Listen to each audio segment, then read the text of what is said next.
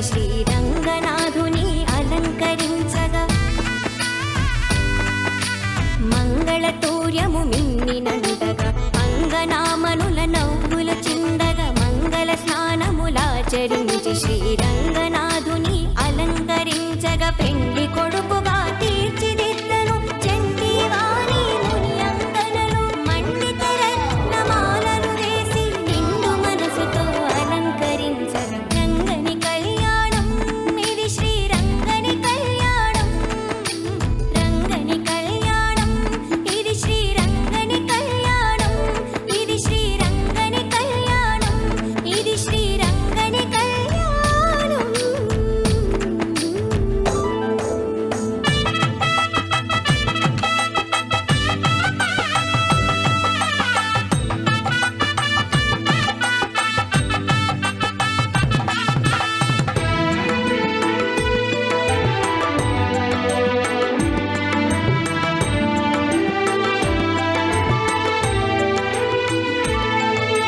సప్త ఋషులు తమ స్వరములు విప్పి ముక్త కంఠముతో మంత్రము పల్కగా భక్తులందరానంద పొంగులతో రక్తి కొల్పగా నాట్యములాడగా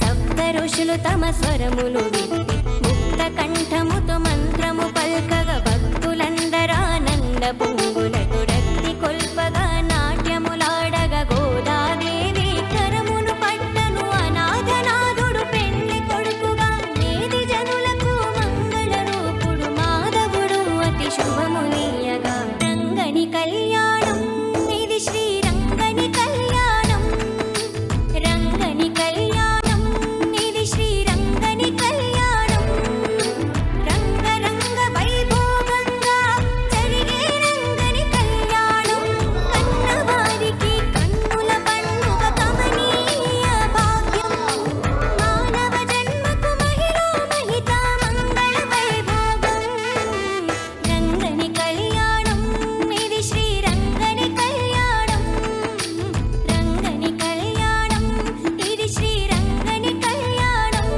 ఇది శ్రీరంగని కళ్యాణం ఇది శ్రీరంగని కళ్యాణం.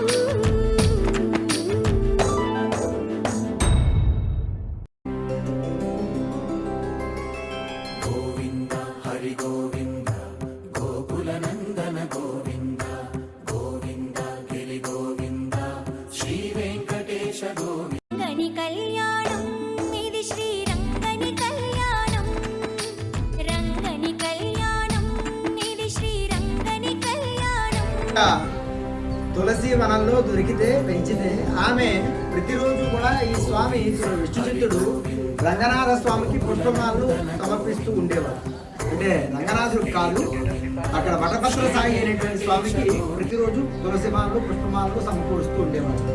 ఆ సందర్భంలో ఆమె అతను పెంచాడు. పెంచిన తర్వాత కొన్నాళ్ళు పోయిన తర్వాత మాలను సిద్ధం చేసేసి వెళ్ళి తయారయ్యే లోపుని ఈ గోదావరి తన మాల వేసుకుని ఒకసారి అలా అద్దంలో చూసుకొని మళ్ళా మాల అక్కడ తీసేసి పెట్టేసేసి వెళ్ళిపోతుంది.